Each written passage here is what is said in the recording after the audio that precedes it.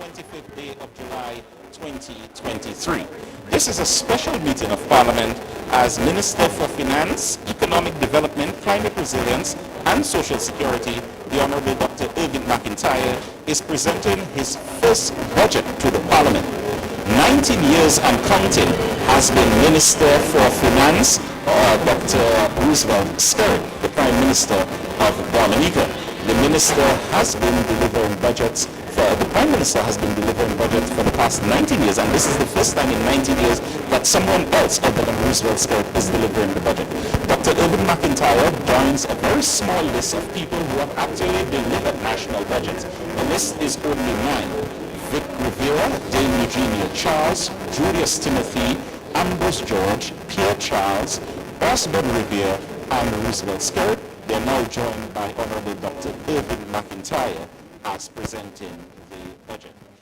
Dr. McIntyre has presented a $1.2 million budget, $1.2 billion budget, $1,234,524,036. This comprises of over $500 million in recurrent expenditure and $700 million plus in capital expenditure. This budget will take into account the many challenges that are currently faced economically on the world stage, and this budget will also be a budget for the people, as has been told to me by the Minister for Finance. It is just about 6 minutes to 10 o'clock in the morning, and of course at 10 o'clock the House will begin with the formal entry of the Speaker, as well as then we'll go into prayers, the obituary and congratulatory remarks. There will be the confirmation of the minutes of the meeting of Tuesday, 25th April 2023.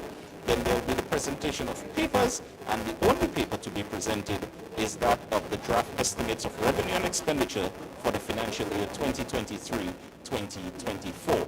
The Minister for Finance will then present the budget address, and following which the Leader of the Opposition, as expected, will be granted the same amount of time as taken by the Minister for Finance to respond to the budget, to present a rebuttal to the budget.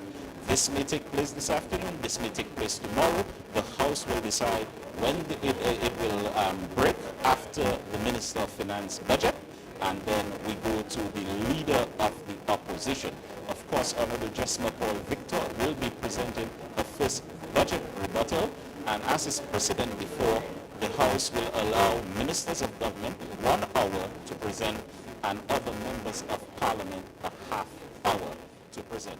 This is the situation here. A number of people have already gathered. I have seen members of the Diplomatic Corps, former parliamentarians. Very soon we expect to see the formal entry of the Prime Minister, and then of course the entry of the Minister of Finance. Permanent secretaries and other distinguished guests, they are here as well. We just see the entry of the Permanent Secretary in the Ministry of Public Works, Mr. Emil Lansford, and also former Minister of Government, former Member of Parliament for the Portsmouth constituency, Mr. Ian Douglas. This is the situation here, the situation report, as we await the start of the third meeting, of the third session of the 11th Parliament.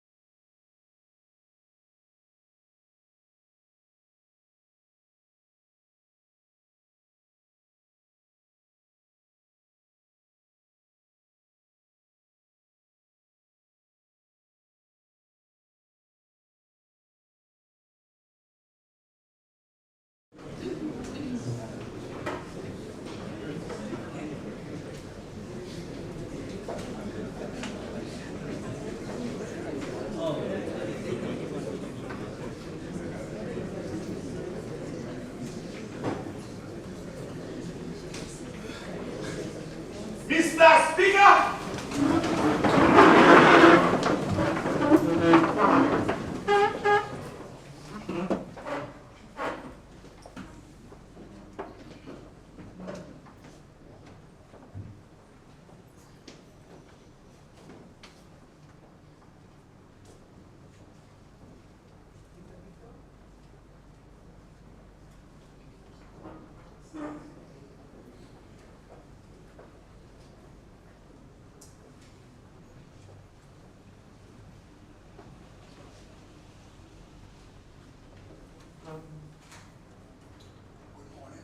Good morning and welcome all. Let us pray.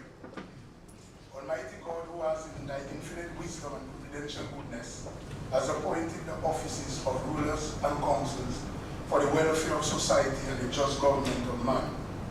We beseech thee to behold with thy abundant favor as thy servants, whom thou hast been pleased to call to the performance of such important trusts in the Commonwealth of Dominica. Let thy blessing descend upon us here in this Parliament assembly, and grant that we may, as in thy presence, treat and consider all matters that shall come under our deliberation in so just and faithful a manner as to promote thy honor and glory, and to advance the good of those whose interests thou hast committed to our charge. All which we ask in the name and for the sake of our Lord and Savior, Jesus Christ. Amen.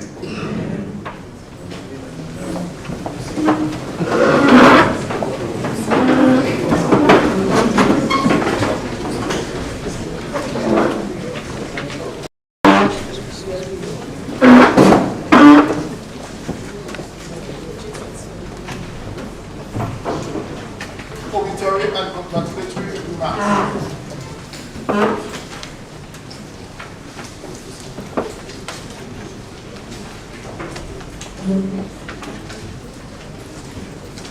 Confirmation of minutes. Thank you. Mr. Speaker, I woke up at 4 a.m. this morning and I started looking for my speech. And I was just about to message the FS about where's my speech for this morning. Then I recognized that I'm not the one delivering the speech this morning. Well, Mr. Speaker, I beg to move that the minutes of the meeting of Tuesday, 25th April 2023 be confirmed as circulated.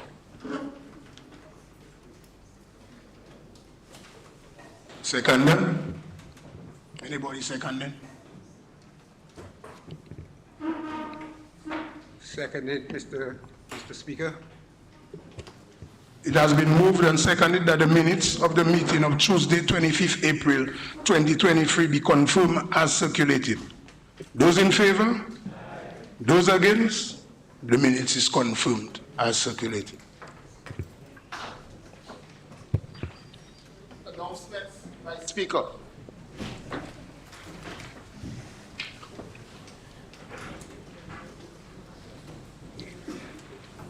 Presentation of papers.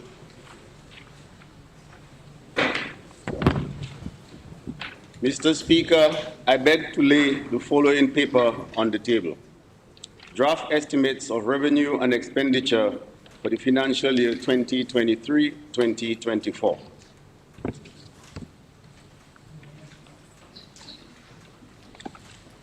Government notices.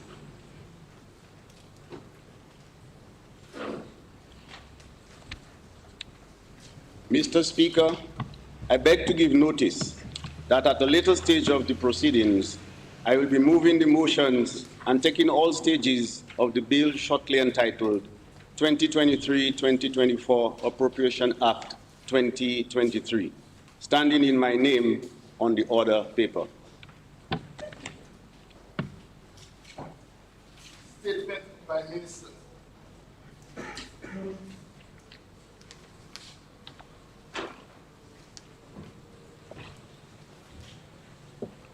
Public business, government business, motions.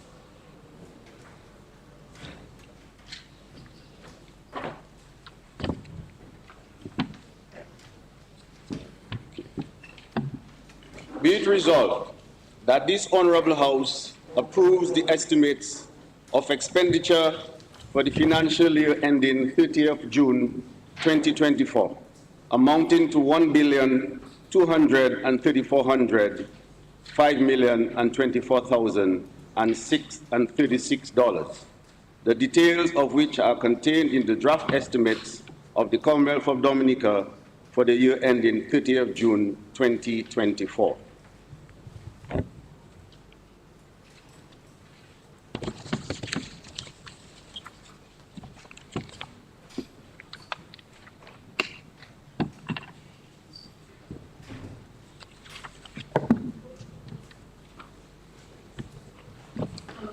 Mr. Speaker, I rise to deliver the budget address for fiscal year 2023-2024. This is my first budget address. Therefore, permit me to begin by giving thanks. Mr. Speaker, I thank the Heavenly Father for giving me another opportunity to serve my country.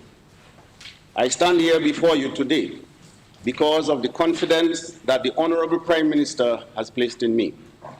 I am here in this honorable house because of the solid support of the good and sincere people of the Roseau Valley constituency. I recognize the importance of the portfolio bestowed upon me, and I assure the people of Dominica of my full commitment to the task at hand.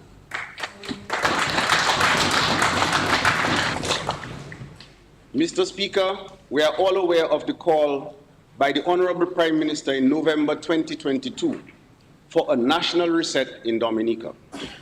I wish to take the liberty to share with this honorable House what that national reset means.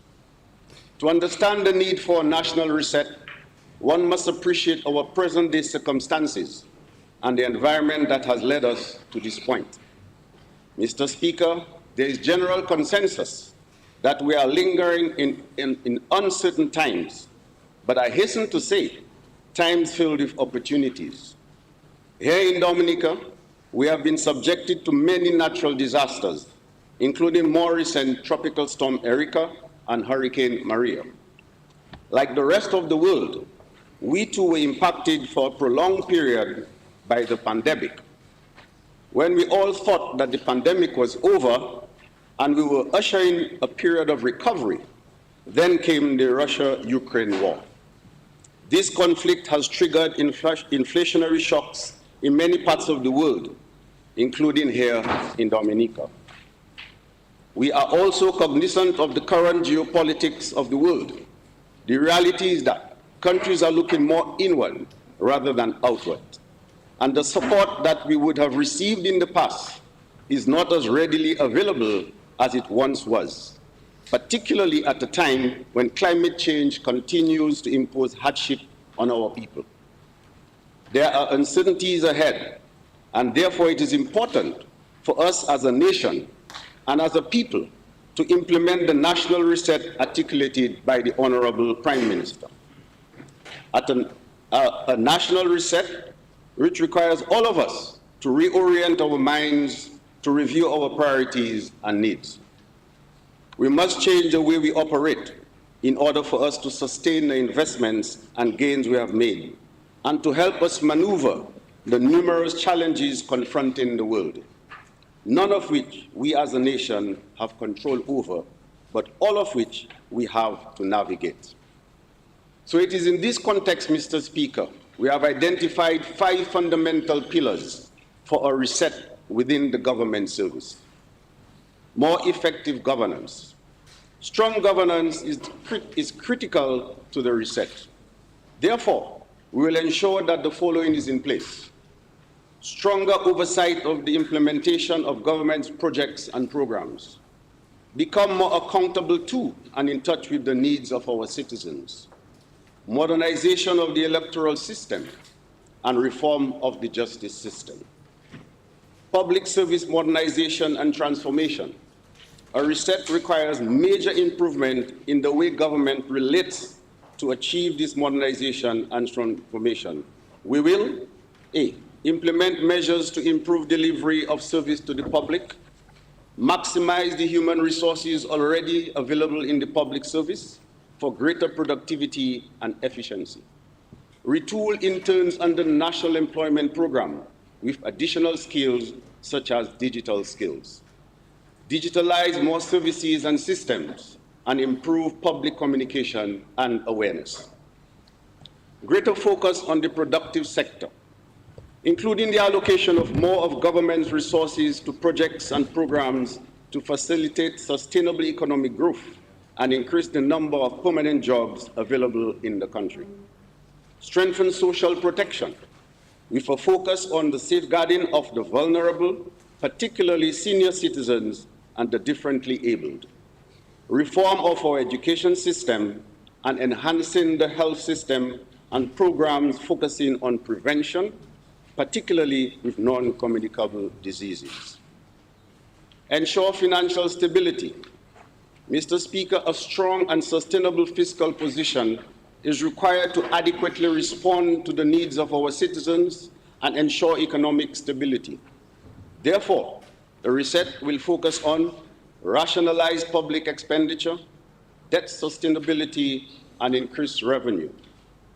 Mr. Speaker, it is the view of this government that all of these are essential prerequisites to securing a resilient Dominica, to ensuring that our country can withstand the external shocks and climatic impacts amidst a very volatile global environment.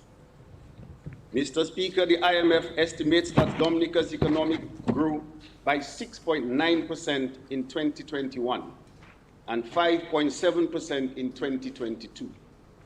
This strong performance was mainly due to an increase in construction activity, a rebound in the tourism industry, and a substantial rise in agricultural output. This is indeed a significant achievement, given the lingering effects of COVID-19 and the far-reaching consequences of the Russia-Ukraine war. Growth of roughly 4.7% is projected for 2023, fueled in large part by major ongoing investments in agriculture, tourism, and construction. Mr. Speaker, during fiscal year 2022-2023, central government's fiscal position improved owing to the economic growth and performance, plus our concerted efforts to reduce expenditure and increase collection of tax areas. At the end of fiscal year 2022-2023, central government reflected a primary balance surplus of 0.9% of GDP. That is, following primary deficits of 5.8% and 5.5% of GDP at the end of fiscal year 2020-2021 and fiscal year 2021-2022. Mr. Speaker, while we have achieved much, we recognize that there is much more work to be done to strengthen government's fiscal position, including reducing the national debt in order to continue on the path to fiscal resilience. To this end, Mr. Speaker, fiscal year 2023-2024 budget is being presented in the context of the need for a national reset and mindful of the current global environment and the unknown challenges which lie ahead. Mr. Speaker, for the fiscal year 2023-2024, I propose recurrent expenditure inclusive of those provided by law totaling $639.6 million. The Ministry of Finance, Economic Development, Climate Resilience, and Social Security has received the largest allocation of the recurrent estimates, totaling $271.9 million, or 42.5%. Of this amount, $106.6 million is allocated to the payment of debt service, while $45.1 million is appropriated for retirement benefits. The non-contributory pension, which now extends to individuals 65 years and over, and insurance premiums for earthquakes, tropical cyclone, and excess rainfall perils with the Caribbean Catastrophe Risk Insurance Facility, CRIF, are also included in the allocation for the Ministry of Finance. The second largest budgetary allocation of $73 million, or 11.4%, is for the operation of the Ministry of Health, Wellness, and Social Services. The Ministry of Education, Human Resource Planning, Vocational Training, and National Excellence will receive the third highest allocation of 71.5 million, or 11.2%. An amount of 59 million, or 9.2% of the total recurrent expenditure is allocated to the Ministry of National Security and Legal Affairs. The Ministry of Public Works and the Digital Economy will receive 55 million, or 8.6% of the total recurrent expenditure. Mr. Speaker, I now move to the capital estimates. For the fiscal year 2023-2024, I propose total capital expenditure of $701.6 million. Office of the President, $1 million. National Security and Legal Affairs, $5.2 million. Elections, $700,000. Office of the Prime Minister, $265.7 million. Finance, Economic Development, Climate Resilience, and Social Security, $11.1 million. Agriculture, Fisheries, Blue Economy, $47.5 million. Education, Human Resource Planning, Vocational Training, and National Excellence, $23.6 million. Housing and Urban Development, $69.1 million. Health, Wellness, and Social Services, $11.7 million. Environment, Rural Modernization, Kalinago Upliftment, and Constituency Empowerment, $35.9 million. Tourism, Culture, Youth Sports, and Community, $21.3 million. Establishment, Personnel and Training Department, $12.5 million. Public Works, Public Utilities, and the Digital Economy, $138 million. Foreign Affairs, International Business, Trade and Energy, $19.7 million. Cabinet Office, $1.2 million. Labor, Public Service Reform, Social Partnership, Entrepreneurship, and Small Business Development, $11.7 million, all totaling $701.6 million. Mr. Speaker, I must emphasize that although the recurrent budget for this fiscal year has been reduced, all of government's social programs, which are currently in place to support the vulnerable, will continue.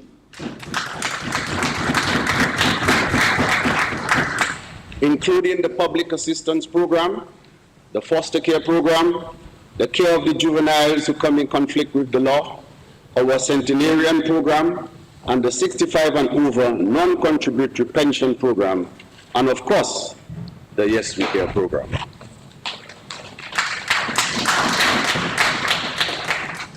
We will also continue to support the non-government institutions which care for our most vulnerable, particularly senior citizens, and begin implementing the recommendations made by the recently appointed National Advisory Board for Health and Social Care of the Elderly to improve their standard of care and quality of life. In April this year, we passed into law 5 bills to protect the rights of women, children, and the elderly, and victims of domestic violence, and to improve their access to justice.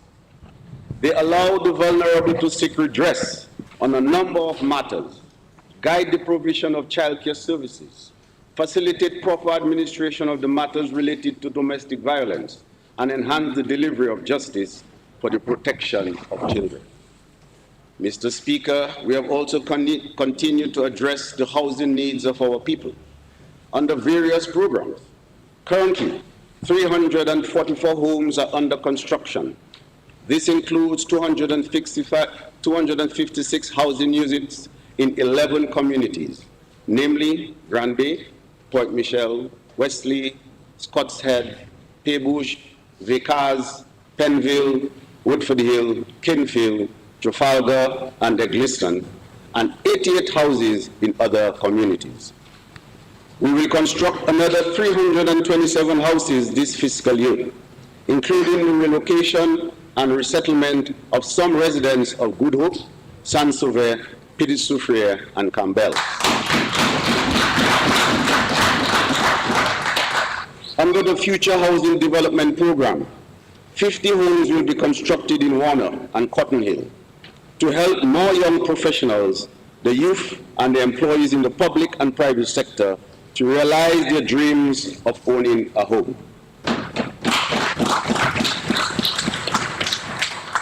Mr. Speaker, an impediment for many people, especially young people, who would like to build their own home is the affordability of land. Government has already implemented measures to help reduce those costs, particularly as relates to land transfer fees. Government will go further now and will make available at least 500 lots for sale in various communities at reduced cost to public officers.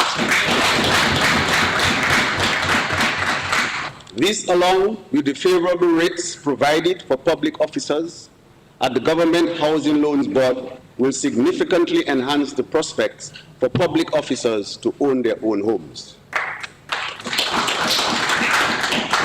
Mr. Speaker, I also remind all young people, 40 years and under, preparing to own their first home of the added benefit of a $10,000 housing grant to assist with their ambitious undertakings. This program started during 2020-2021 fiscal year, and to date, government has dispersed grants amounting to 1.9 million to 200 applicants. An additional 1.5 million has been allocated to continue this program in this fiscal year. Mr. Speaker, as relates to health, government is on a journey to promote the health and wellness of our citizens and residents. It is a journey that has witnessed the completion of 2 hospitals, several health and wellness centers, the commissioning of new state-of-the-art equipment to improve and expand health services available in the country, the establishment of the Dominica Hospitals Authority, and the ongoing training of our patient care providers. All of these make more specialized and improved care available to the public. Mr. Speaker, there is no one who can dispute the fact that Dominica's health system is far better now than it has ever been. One can now receive care at a hospital that is equivalent to that of developed countries. In Dominica, our main hospital has 7 operating theaters, a state-of-the-art emergency room with its own operating theater, a special eye care, modern and private rooms for patients, an intensive care unit with isolation rooms, a fully equipped diagnostic department with modern diagnostic equipment, a cardiovascular imaging center and telemedicine center, plus a fully equipped laboratory which allows us to greatly expand our testing capacity. In addition, this government has invested significant amounts to build our human resource in health. We have many more specialists than we ever had before. These specialists, along with the state-of-the-art hospital and equipment, have allowed an expansion of health services in the country, thus allowing us to avoid, in many instances, the cost and inconvenience of having to travel abroad for treatment. Mr. Speaker, we have taken note of some concerns expressed by the public about their experience with the healthcare system and will continue to work on the following this year: improving patient care and patient and family experience at our health centers and hospitals.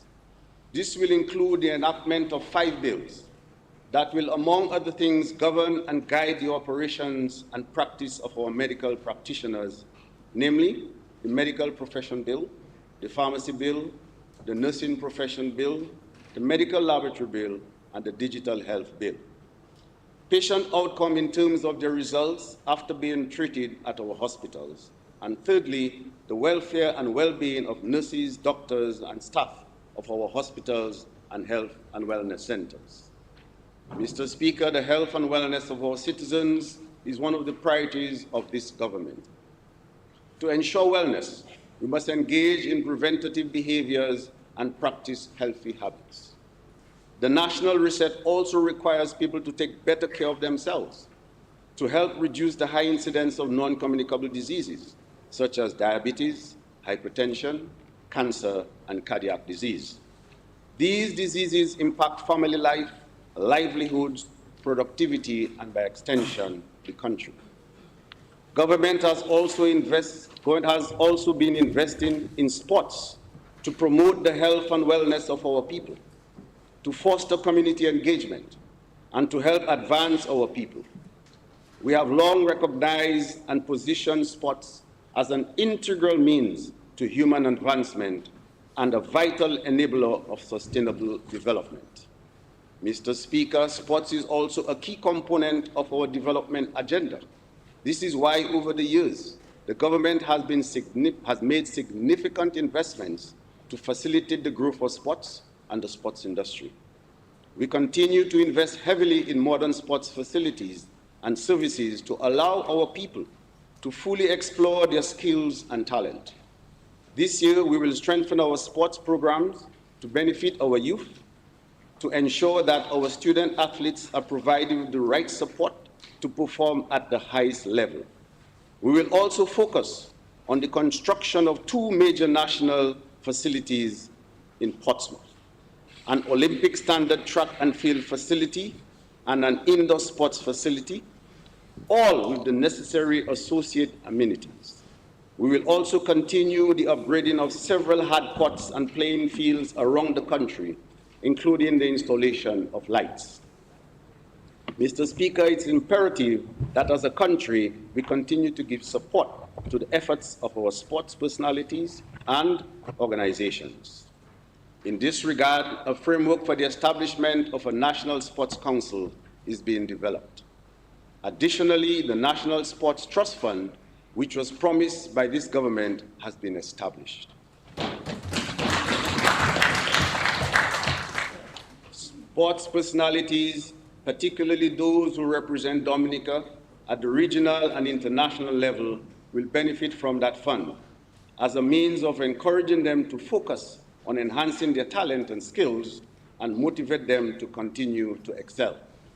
We are proud of the achievements of all our young people in the field of sports, and I recognize at this time cricketers Alec Atanaz, who is presently on the West Indies team,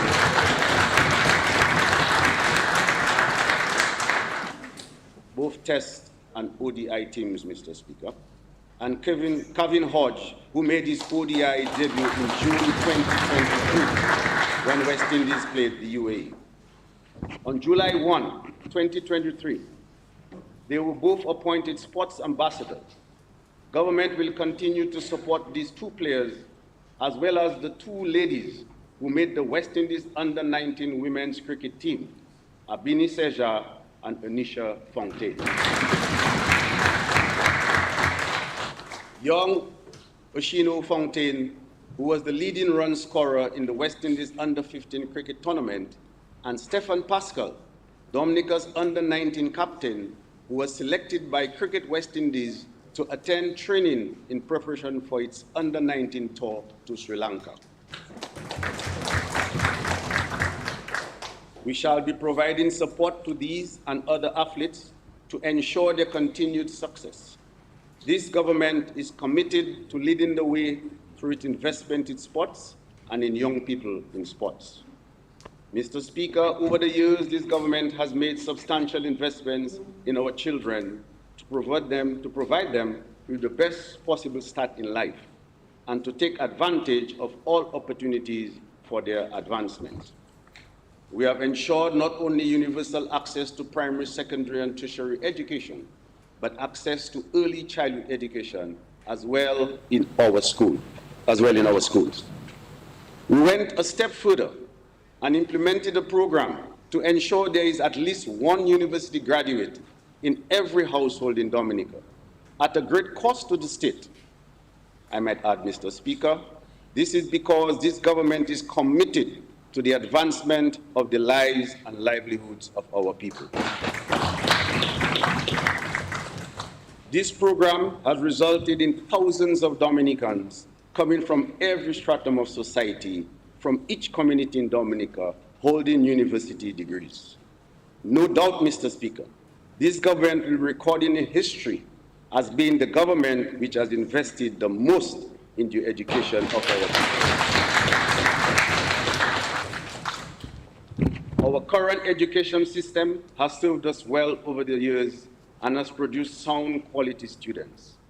But the national reset requires us to radically review our education curriculum given the national and world realities. The world is changing dramatically, and we must adapt and adjust to keep pace with it.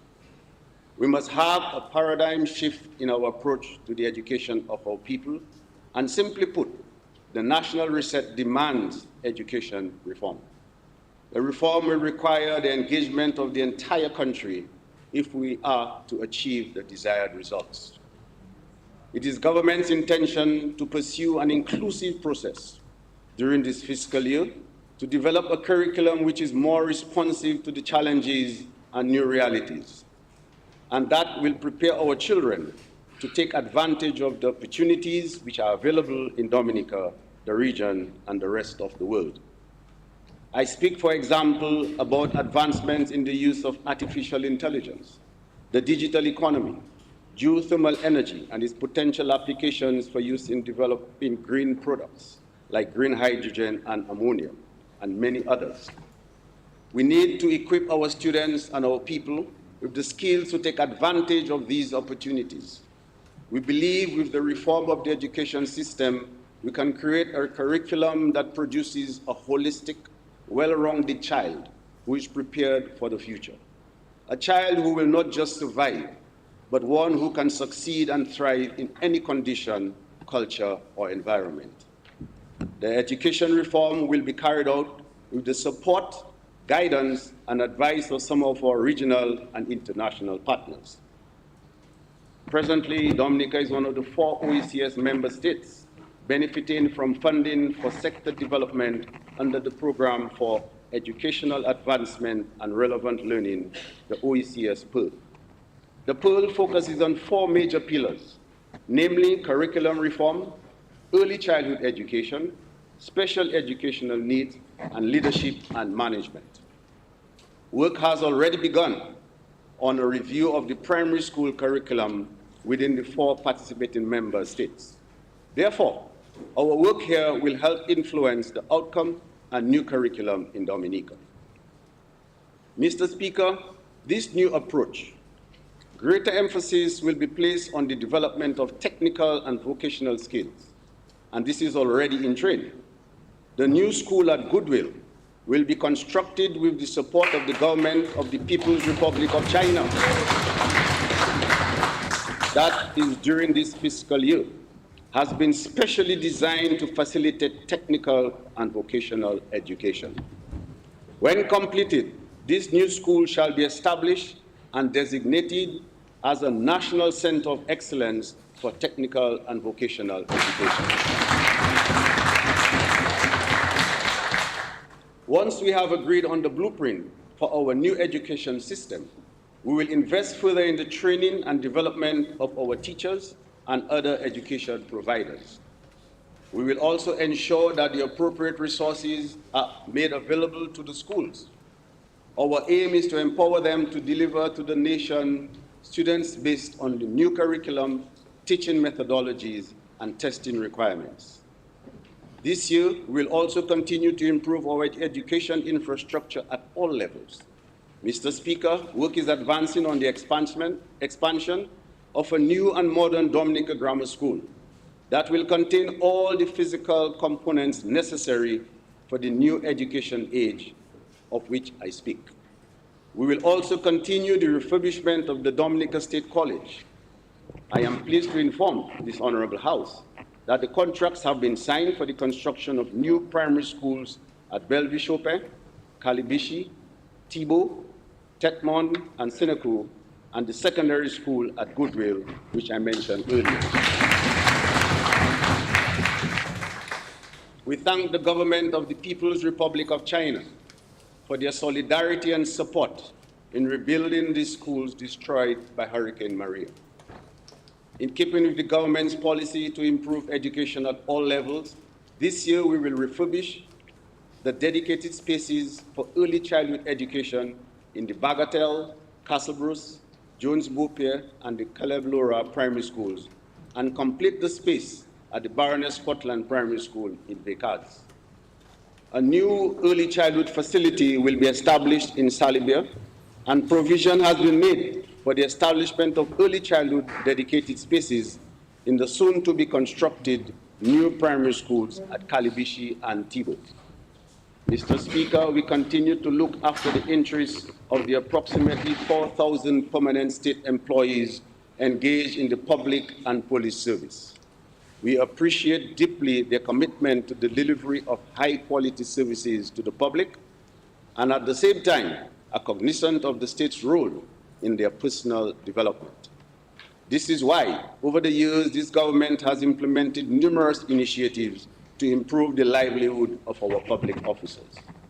We understand that to advance our development agenda and provide high-quality service to the public, we must have a public service that provides sound leadership for resilient, sustainable, and innovative development. Over the last 3 years, government has been undertaking an organizational review and reclassification of public service and the development of a public sector transformation strategy. As part of this process, a job evaluation and reclassification exercise has been undertaken, and in this new fiscal year, government will proceed to implement the first phase of recommendations from the review, which include a new salary structure that will increase salaries for employees at all levels, with the exception of level 1, which remains unchanged. Overall, 2,940 public officers will benefit from the proposed salary structure in this first phase. The quantum of the increase by levels will vary. The proposed salary structure will result in an overall increase estimate at 6% in salaries. However, some officers will benefit from up to 13% increase in salaries. This new salary structure will result in an initial increase in government's wage bill by an estimated $6.1 million annually. In addition to the revised salary structure, recommendations from the job evaluation exercise will also be implemented in this fiscal year. A total of 261 positions were benchmarked and evaluated. As a result, 73 positions will be upgraded. It is important to note that a significant percentage of the upgrades will be reflected in the essential services, including medical doctors, nurses, fire officers, and police. For example, mental health nurse and nursing attendant will move from level 2 to level 3. Primary care nurse from level 4 to level 5. District midwife staff nurse from level 5 to level 7. Senior nurse, ward sister, and nurse practitioner from level 8 to level 9. These and other upgrades within the public service, along with the revised salary structure, will take effect from September 1, 2023.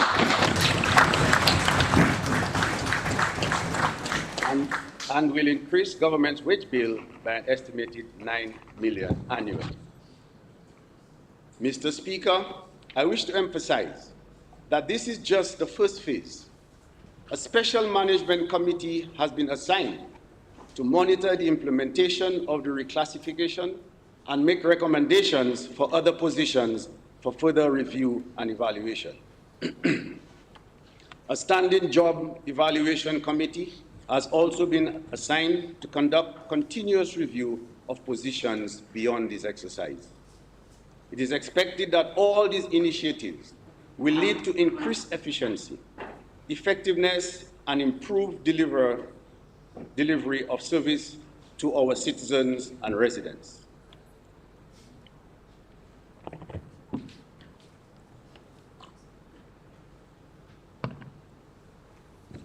I extend special thanks to the CARICAT team of consultants, the senior public officers, and job evaluation committees for their extensive work and effort throughout this process. The Public Service Union, Police Welfare Association, and Dominica Association of Teachers must also be commended for their active roles in supporting this review. Mr. Speaker, we are placing sharp focus on the security of the people of this country. While Dominica continues to be a safe place, there has been a notable increase in crime in the region. This government is implementing several measures to ensure Dominica remains a safe place for our citizens and visitors. We have increased the number of officers in the Commonwealth of Dominica Police Force to enhance the security of our communities. Police officers are continuously being trained locally, regionally, and internationally. We are strengthening community policing and have engaged a community police consultant to spearhead that effort. Also, to facilitate easier communication with the residents, particularly during and after disasters, every police station in Dominica is now equipped with high-frequency radio capability. We have strengthened surveillance at our borders with additional scanners at our ports to deter and detect illegal imports, and we will heighten surveillance during this fiscal year. The Commonwealth of Dominica Police Force and the Customs and Excise Division will continue to collaborate with external law enforcement agencies, which has proven to be very beneficial in fighting crime in the country. We commend the customs and police officers for their vigilance. Mr. Speaker, as we increase our efforts to deter crime, we must correspondingly strengthen our justice system. Therefore, during this fiscal year, we will focus on strengthening the Magistrates' Court to improve its administration and overall functioning to facilitate more timely, effective, and just disposal of matters before the court. As its starting point, during this fiscal year, the government will initiate a thorough review of the administration and functioning of the Magistrates' Court. The objective of this review will be to ensure that appropriate processes and procedures are put in place to enable all court users to have matters in which they are involved processed, tried, and disposed of in a timely, efficient, and just manner. The government will also take necessary steps to ensure the availability of sufficient and appropriate administrative staffing, enhancement of recording, video and other electronic equipment, improvements in case scheduling and case management, and last but not least, redoubled efforts to attract additional legally qualified magistrates. Mr. Speaker, as part of the national reset, government has taken a deliberate decision to increase its budgetary allocation to the productive sector in order to facilitate the emergence of new businesses and the expansion of existing businesses, create additional jobs, expand the economy, and contribute to the resilient and sustainable development of Dominica. This includes new investments in agriculture, value-added and manufacturing, the blue economy, tourism, renewable energy, services for export, the digital economy, and commerce. Mr. Speaker, the development of our international airport has started.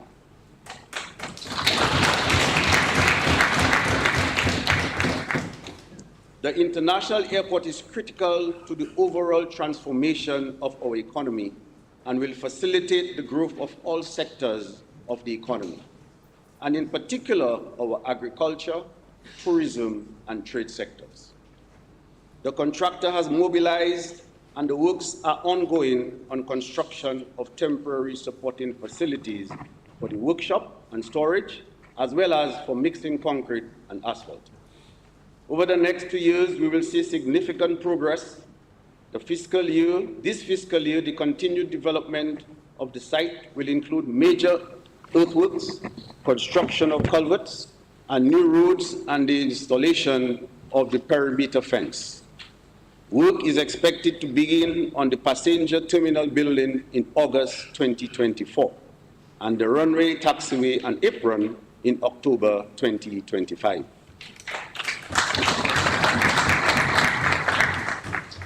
Mr. Speaker, now is the time for us to begin preparations for the dramatic change that will take place in the economy. All sectors need to align themselves to maximize the many opportunities which will be derived from this very important project. We only have to look at the positive impact of the introduction of the American Airlines direct flights from Miami to begin to understand the transformational impact of an airport that will allow direct flights from Europe, Canada, and different parts of the United States. Our hoteliers, tour operators, bars and restaurants, farmers and fisherfolk will all benefit. This will open new avenues for the export of our products and result generally in the expansion of the economy and improvement in the lives and livelihoods of all our people. Mr. Speaker, in the 2020-21 budget address, government announced its intention to construct a marina in the Cabrits as part of our development plans for the North and indeed for the entire country. We also indicated at that time that work would commence on this project within the next 2 years. Mr. Speaker, I am happy to report to the House and the people of Dominica that the government has signed an agreement for the construction of a marina at the Cabrits. The feasibility and environmental studies, as well as the designs, have been completed. We have been assured that construction of the marina will begin by November this year.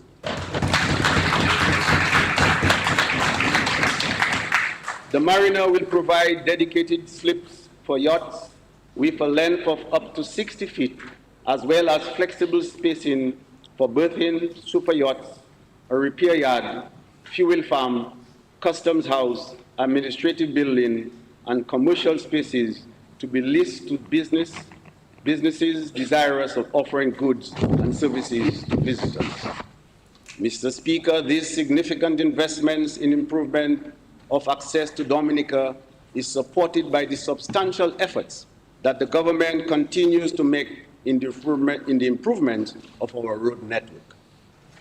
The 127 million East Coast Road from Boadiab to Hatton Garden via Casabros and the Kalinago territory is scheduled to be completed by December 31 this year. Though it is incomplete, residents of the area can already attest to the improvements in the comfort, safety, and driving experience in the completed section. We are investing to enhance economic opportunities for the people of the East. The road will benefit residents, tourism stakeholders, and farmers in that area. We look forward to witnessing the expansion of activity and transformation of the eastern communities. Mr. Speaker, it is said that road connectivity is an integral part of development, and this is why this government has prioritized and upgraded and developed our roads. The Hillsborough to York Valley segment of the Layu Valley Road has been completed at a cost of $20 million. And work will commence on the segment from Layu Bridge to the Warner intersection very soon. We recognize the importance of this road to the farmers, tourism operators, and other residents traveling from the West Coast to the East. Mr. Speaker, the Roseau Enhancement Project will also continue this year. You will recall that under the previous phases of this project, the government constructed the new West Bridge, several retaining walls to protect Roseau and Pottersville from floods, rehabilitated the road along the riverbank, and established the Roseau Promenade, now the center of entertainment in Roseau. We will continue this year with the installation of sidewalks along Bridgeon Lane and the rehabilitation of Great George Street.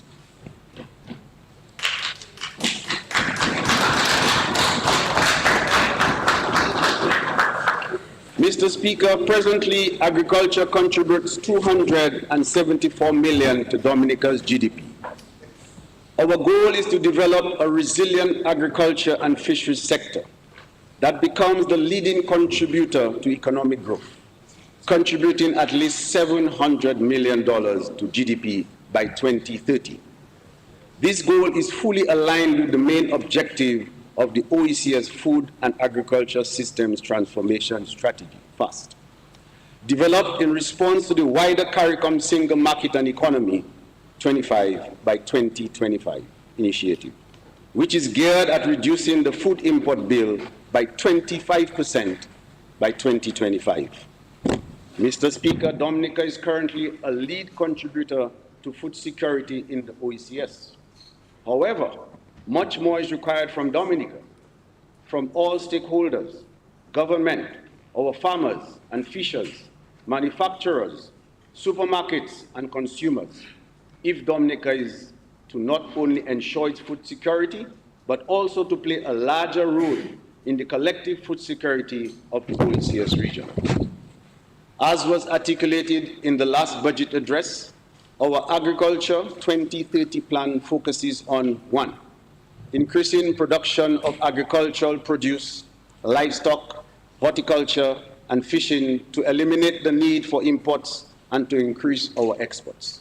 2, enhancing the Nature Island brand and expand market share locally, regionally, and internationally. And 3, increasing agro-processing output to add value to our agricultural produce. The first component, that is increasing production, is being addressed by the Ministry of Agriculture, while components 2 and 3 are dealt with by the Ministry of Trade.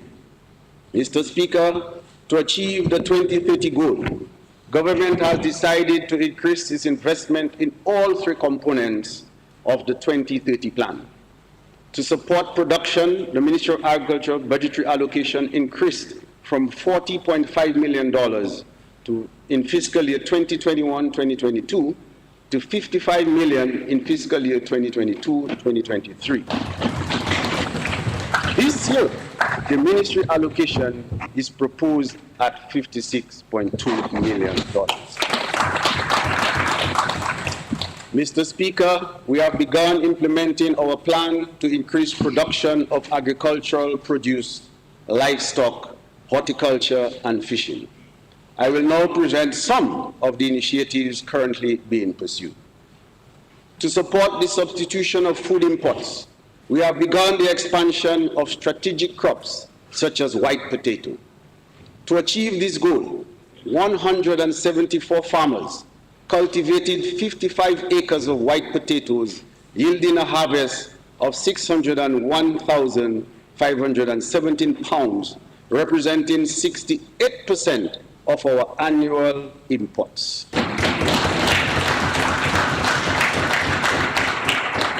It is our intention to achieve an 80% self-sufficiency rating in the production of white potatoes.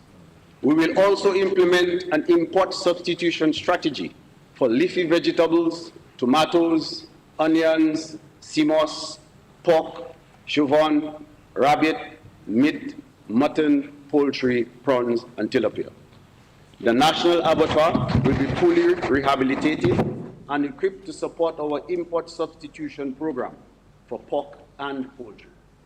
Our target is for the substitution of at least 15% of imports from local production by 2025.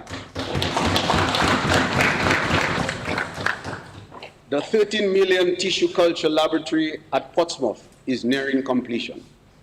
When completed, the lab will provide for the rapid multiplication of high-quality disease-free planting material, which will support the expansion of target crops and improve the resiliency of our agriculture sector. We express our thanks to the government of the People's Republic of China and to the Chinese Agricultural Technical Mission for making this possible. We have also signed a technical assistance agreement with the government of the Republic of Cuba.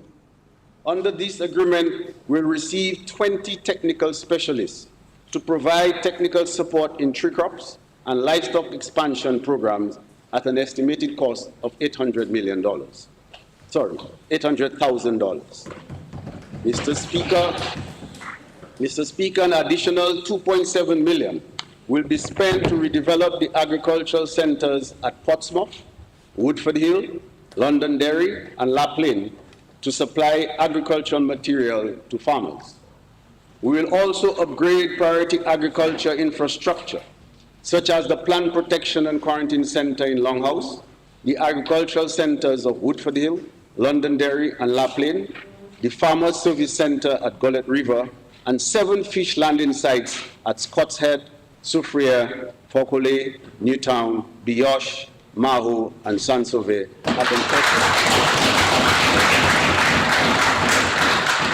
Mr. Speaker, that is at an estimated cost of $11.4 million. We will also make an additional investment of $1.8 million in livestock development to import new breeds and improve existing breeds of sheep, goat, rabbits, and pigs, and operationalize the Central Livestock Farm Laboratory to reproduce a consistent supply of young animals by artificial insemination. Mr. Speaker, our farmers have indicated that the scarcity of farm labor is their main challenge. The government has therefore appointed a 15-member task force on farm labor to address issues of access, cost, and availability of labor for agriculture, fisheries, and agribusinesses. The task force has advised on the adoption of an entrepreneurship approach to provide specialized farm services and the introduction of a policy for the supply of migrant labor through an organized recruitment program with support from the International Organization on Migration. We are also giving attention to farm roads. A $5.8 million contract for the rehabilitation of the Chatwell Road connecting Bellevue-Choupet to Pichelay was awarded, while sectors of the La Plaine, Grand Bay, Cuba Road, and Beauplan roads were completed. 25 other critical farm roads have been assessed, and as announced by our Prime Minister in last year's budget address, we will tackle farm roads development by rehabilitating a number of them each year until all are fully repaired. Mr. Speaker, to ensure that we create the right environment to support the growth of the sector, we have reactivated the Agricultural Investment Unit with a new mandate to support large commercial producers and to provide management oversight of key agricultural investments. There are also tremendous opportunities for adding value to our fresh produce, particularly our toloma and cassava, our freshwater prawns and tilapia, and sea moss. We shall continue to provide support to these cultivations for increased production to generate alternative sources of income and wealth creation. Mr. Speaker, we are calling on owners of idle lands to turn these investments into production by cultivating tree crops such as avocados, coffee, cocoa, coconuts, and citrus, targeting at least 2,000 acres of pre-established 2.5 to 10-acre plots. In relation to government investment to enhance the Nature Island brand and expand market share locally, regionally, and internationally, we have established an agricultural produce procurement facility with Dexia valued at $5 million. This allows Dexia to purchase a wider range of farm produce to systematically supply the local market, particularly supermarkets and hotels, as well as export to the region and beyond.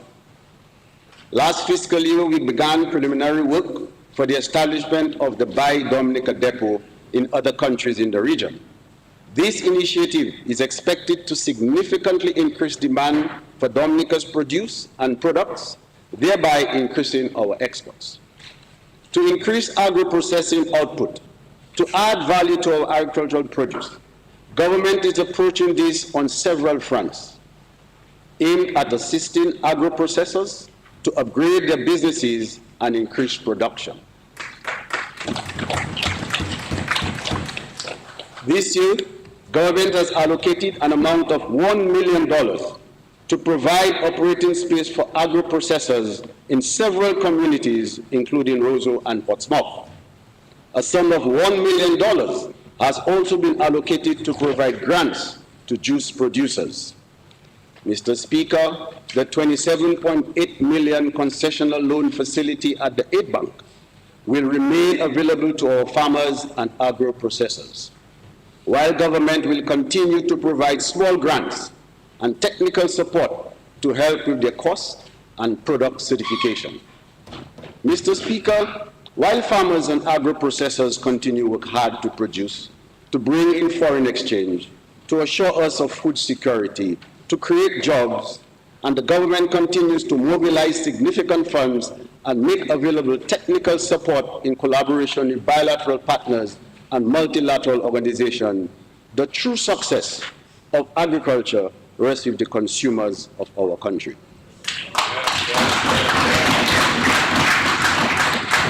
For agriculture to reach its optimal, Dominicans must consume what we produce in this country. In short, the success of agriculture and our 700 million goal depends on all of us.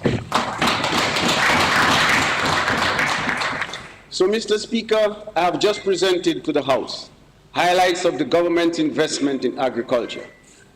It is anticipated that the ministers responsible for agriculture and trade will give further details in their presentations. Suffice it to say that there is no doubt that this government is serious about agriculture.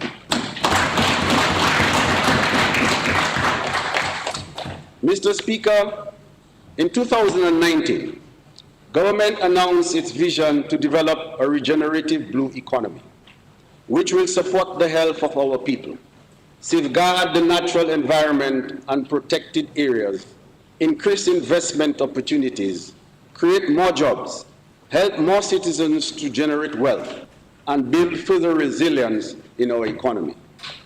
We will invite community participation to ensure that our development is properly adapted to the local ecosystems, culture, and economic circumstances.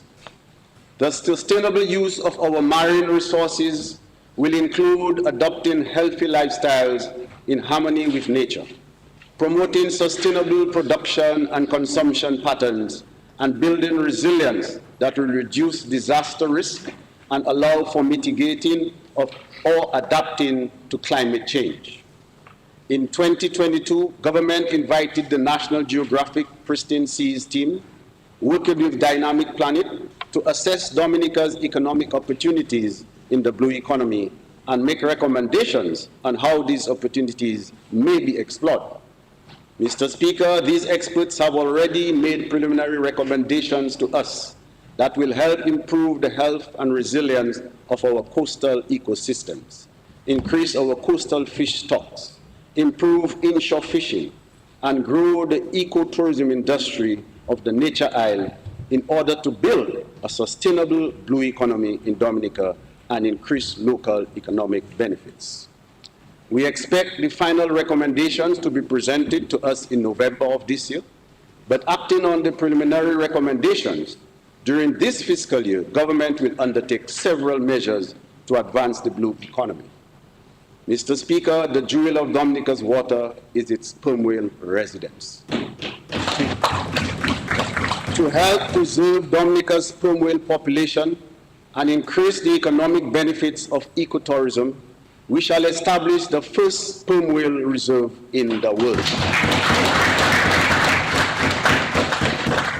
Currently, there are no established shipping lanes in Dominica, so cruise ships and cargo ships sail all over the critical habitat of the sperm whales.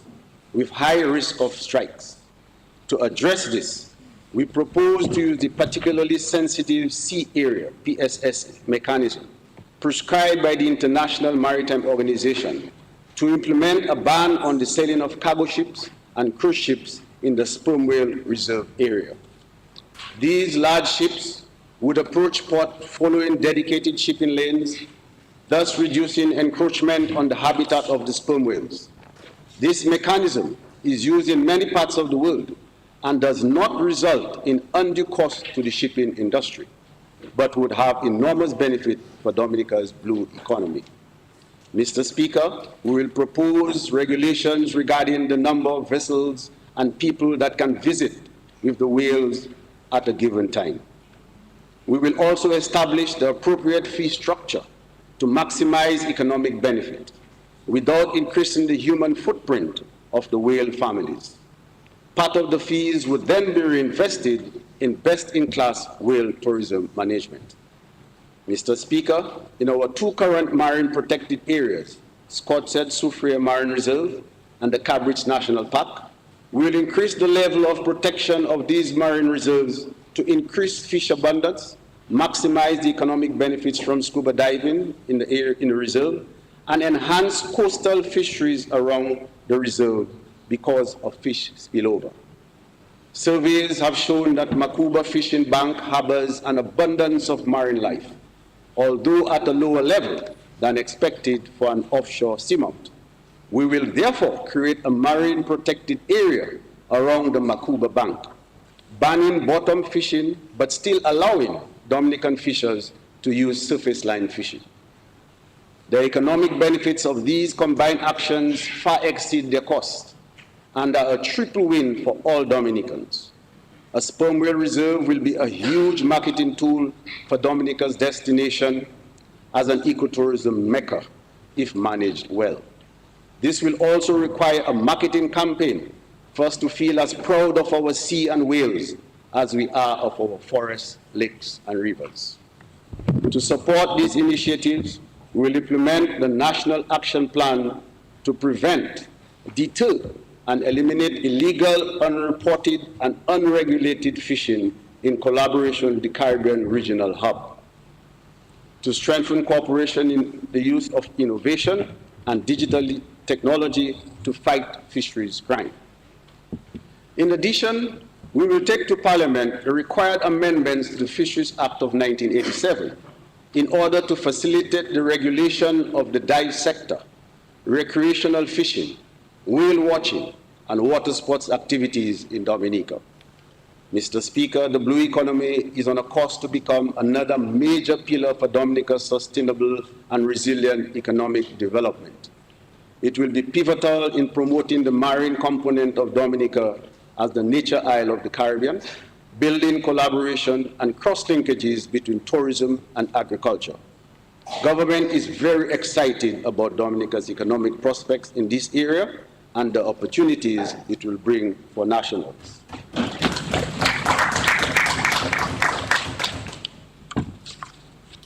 Mr. Speaker, despite the significant global challenges from 2020 to 2022, the tourism sector has shown strong recovery, evidenced by estimated growth of 85% of GDP in 2022, and further growth of 13% is projected for 2023.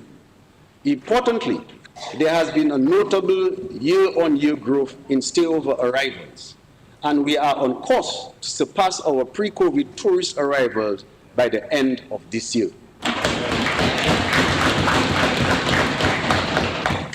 Destination Dominica continues to receive numerous accolades. We were recently named the #1 Caribbean destination by Travel and Leisure, in the top destination by Forbes and Lonely Planet, and one of the world's greatest places by Time magazine. In addition, we were highlighted in the 2023 Sports Illustrated Swimsuit edition, showcasing our beautiful black volcanic sand beaches. These accolades affirm the appeal of our destination, elevating our global image and driving economic growth. Mr. Speaker, we plan to build on this momentum to increase the awareness of Dominica while making it increasingly easier for visitors to arrive at our shores. We are set to expand the sector to increase stayover visitors, increase visitor spend, increase employment and resilient livelihoods. We have set an ambitious target to increase stayover visitor arrivals by 500,000 by 2030. The road to 500,000 visitors requires strong investments in capital projects to the tune of $21.4 million. In fiscal year 2023-2024, we will embark on several strategic initiatives that will boost visitor arrivals, transform our tourism infrastructure, and create sustainable employment opportunities for our citizens. This year, we will continue to focus on 4 key areas to enable to achieve our desired results. Marketing. Government will continue to implement initiatives to ensure that our targeted visitors are aware of all we have to offer. Access.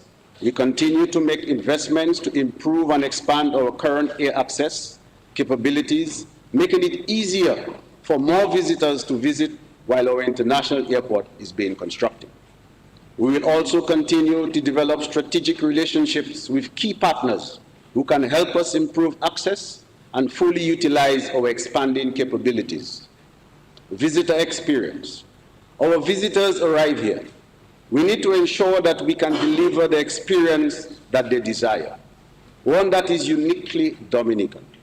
To do this, we need to ensure that our people on the front lines of the industry are properly trained and able to deliver on our promise. Product development. We need to maintain and develop the many attractions and activities Dominica offers to visitors. We have many natural attractions, but we need to ensure that we make them easily accessible and safe for our visitors to enjoy. Marketing. Mr. Speaker, provisions have been made in this year's recurrent budget for marketing destination Dominica. This is to ensure that we continue to tell our authentic story about all Dominica has to offer. We will also continue the target destination marketing approach, which we started last year. This will allow us to reach those in key source markets who are looking for the exposure and experiences that we offer. Mr. Speaker, we can all see the positive impacts the direct flight to the U.S. continues to have. It is therefore incumbent upon us to do everything possible to retain and grow this service. We are therefore continuously making improvements to our main airport facilities, enhancing both the capacity and visitor experience. A key project for us in this period involves improvement to the runway at Douglas Charles Airport. This initiative is a necessary precursor to the construction of our international airport. It will truly place Dominica on the global tourism map in advance of the commissioning of the international airport. We must keep the momentum and embrace the current high demand for destination Dominica in order to achieve our visitor arrival target and contribute more significantly to the local economy. Recognizing the potential of marine tourism, we are actively pursuing the commencement of the construction of the marina in Portsmouth, a project that will greatly enhance our appeal to yachting enthusiasts and contribute to our stayover arrival. This project will improve our capabilities and visitor experience for those who seek the enhanced services that this marina will provide. Mr. Speaker, we are focusing on preparing our people to be better able to deliver the services that this industry demands. While government continues to work on putting in place the necessary infrastructure, visitor experience also depends on the service that we deliver as a people. It has to begin at our ports, continue with our taxi service, service at our hotels, restaurants, and guest houses, our vendors, and how they present themselves and products, and how we interact with the tourists on our streets. Mr. Speaker, one area that we have already singled out is culinary arts. The development of a culinary arts institute at the Dominica State College is a key initiative, and we will intensify training and development in culinary-related fields. Additionally, as part of our digital transformation, we'll be introducing e-gates at our major ports of entry and providing technology for cashless transactions to select tourism service providers. Mr. Speaker, in consultation with the vendors and tourism stakeholders, we have concluded jointly that the Vendors Arcade will enhance visitor experience and increase income opportunity for our vendors. Therefore, this fiscal year, government will proceed with the construction of a Vendors Arcade. This arcade will afford vendors adequate space for displaying and selling their products, as well as space for restaurant and entertainment. One of the major projects is the construction of the cable car to the Boiling Lake. This project, which has already created significant local employment during its mobilization phase, will continue to offer long-term sustainable jobs when completed. This world-class project will provide visitors with a unique experience and perspective of our beautiful island and its natural wonders, providing an unmatched tourism experience. Mr. Speaker, as the world becomes increasingly conscious of the negative environmental impacts of mass tourism, we recognize the importance of sustainable tourism. Therefore, we will continue to create new sustainable products with our natural resources, including opportunities in the blue economy, agriculture, sports, services, and our natural environment. Mr. Speaker, the government of Dominica made major strides during the last fiscal year in its geothermal development project. This is one of our 4 transformative projects with 3 critical objectives. 1, to reduce the cost of electricity in Dominica, to generate 100% of our electricity from renewable sources, and thirdly, to create new commercial activity based on our abundant geothermal resources. Over the last 8 months, 2 additional geothermal wells required to operate the planned 10 megawatt power plant in Loda were drilled and tested. This fiscal year, our focus has shifted to the 2 remaining components. 1, the construction of the power plant, and 2, the building of a new high-capacity transmission network. To ensure greater resiliency, the transmission lines from Loda to Foncole will be placed underground. We are investing in developing the skills of our people so that they can play a major role in the ongoing development of our energy infrastructure. Over the last year, our nationals have benefited from various forms of skills training, including internship during drilling and participation in a 6-month geothermal training program in Iceland. We acknowledge that this has been a long journey, but this government has remained committed to this project because we understand the long-term, permanent, and positive impacts the fully commissioned geothermal plant will have on the cost of doing business, on the electricity bills of consumers, and the huge potential for attracting foreign direct investment because of the reduction in the cost of energy. Mr. Speaker, government continues its mission to drive economic growth through digital transformation. Evidence has shown that the increased use of digital technology and digital platforms helps to streamline operations and reduce costs, save time, increase productivity, make goods and services more accessible, enhance customer experience, and help make timelier and evidence-based decisions. These benefits increase efficiency and demand, save money, and in the case of businesses, result in increased profitability. They also improve the ease of doing business, thereby making Dominica a more attractive destination to do business. There has been notable progress in Dominica's transition to a digital economy, both in the private and public sectors. In the private sector, we have seen the emergence of platforms for online banking, online bill payments, and online shopping, while many businesses have fully digitalized their operations. Government has been playing a major part in this transformation. We have been leading by example by making new digital services available to the public and the public service every single year. As of June 30, 2023, government had commissioned the following digital services: e-payment for a range of government services, e-filing of customs declarations, an accounting software which connects Treasury Division, Audit Department, and village councils to facilitate public support payments at the councils, the online application for birth certificates, an e-portal service which allows government employees to access their monthly pay slips and view their personal information, including leave balances online. Government mail is being delivered using a similar platform as courier services.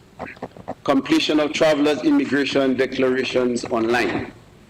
In addition, Mr. Speaker, next month, we will launch a single window trade facility called TradeStream to facilitate the importation of goods into the country. TradeStream will allow importers or their brokers to apply to the Planned Quarantine Division and the Ministry of Trade for import permits and licenses, as well as pay customs duties online, all in one system.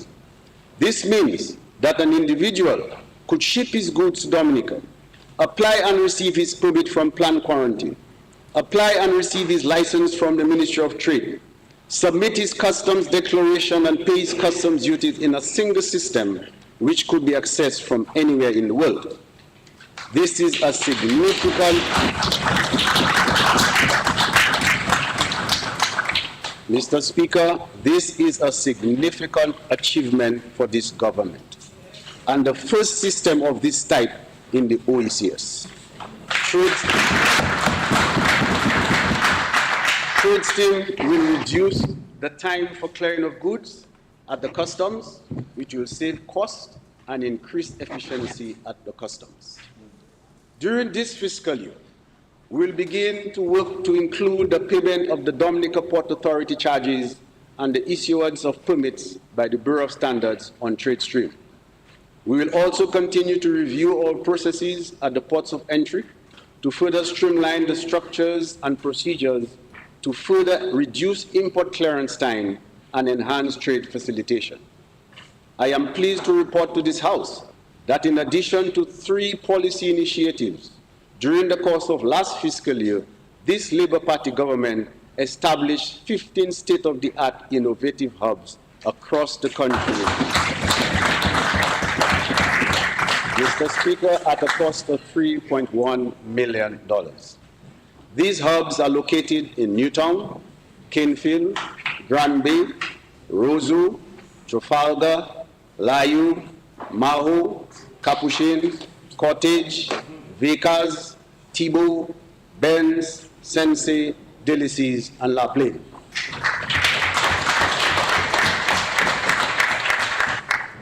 Mr. Speaker, this fiscal year, we will develop and begin the implementation of a number of major platforms to improve our services to the public and increase efficiency, effectiveness, and productivity within the government.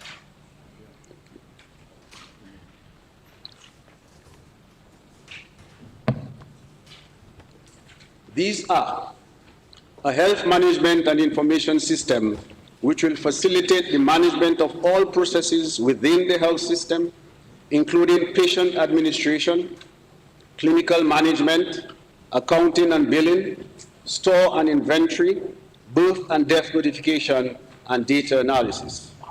The new system will reduce medical response time and save lives. improve records management, make records and data more easily accessible, generate management reports, make more convenient for patients by issuing electronic results and reports in order to improve compliance and save cost. We will also commission an electronic entry permit mechanism, an immigration kiosk at all ports of entry to facilitate the ease of arrival of individuals in Dominica. A new system will be developed for the Inland Revenue Division to allow for online application for registration, return filing, and payment, as well as simplify and enhance tax administration. And a new unified identification, citizen authentication, and civil registry system will be commissioned. This system will provide every resident in Dominica with a unique identifier to facilitate easy access to services. For example, a patient being admitted to the hospital, we simply provide that number to the staff at the hospital, and all of his bio data, such as date of birth, gender, marital status, will be retrieved. That identifier will be available from birth and will facilitate the generation of birth certificates as well. We also intend to take new legislation to Parliament which will ensure that digital and online transactions are adequately protected by law. We will begin taking these new bills to Parliament later this fiscal year. Mr. Speaker, to further support investments in the digital economy, government will directly invest in the future of our young people by providing grants of up to $27,000 to support digital technology. This will provide young people an opportunity to unlock their potential and equip themselves with skills, resources, and tools to thrive in this digital age. We will begin the application process and the disbursement of these grants during the first quarter of this fiscal year. I urge the young people to apply and take advantage of these opportunities. Mr. Speaker, one of the immediate benefits of government's investment in the digital economy is the creation of online jobs and better paying jobs for several young people. To date, 181 Dominicans have been trained and 109 have been engaged in online jobs in the global space. An additional 60 are engaging in another 12-week training program. This government is building the capacity of our people and creating better jobs opportunities for them. Mr. Speaker, as a government, we understand clearly the value of collaboration with the private sector. It leverages the strengths of both parties to achieve common goals. The benefits are evident in increased employment, economic growth, and innovation. The most recent examples of successful collaboration include the construction of several hotels and other projects under the Citizen by Investment program, and the expansion of Clear Harbor to Portsmouth. All of these investments have created hundreds of jobs and contributed to the growth we have seen since the pandemic. 1 year ago, during the budget address, the Prime Minister informed the House that government had entered into partnership with CSUM Holdings Limited for the operation of the American Canadian School of Medicine at the government-owned medical school in Picard in Portsmouth. Since then, the government has worked closely with the school to ensure that all of the prerequisites to begin operating were met. The owners of the medical school have taken over the facility and have made significant improvements. Mr. Speaker, several Dominicans have already received employment. The curriculum has been developed. The teaching staff are in place, and the school has received accreditation which allows it to start receiving students.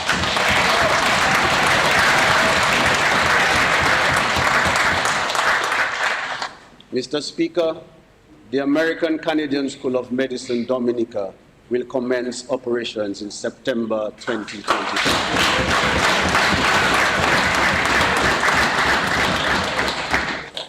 This development is no doubt good news for the many service providers in the general vicinity of the campus, the Portsmouth community, and the entire country. Mr. Speaker, we are thankful that this government's unwavering commitment to restore this essential institution with creditable partners has been rewarded.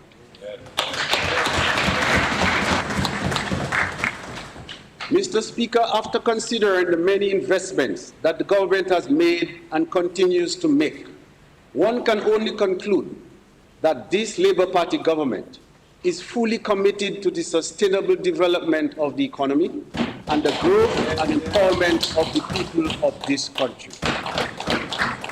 We are creating an abundance of opportunities for new sustainable jobs and for the expansion of businesses.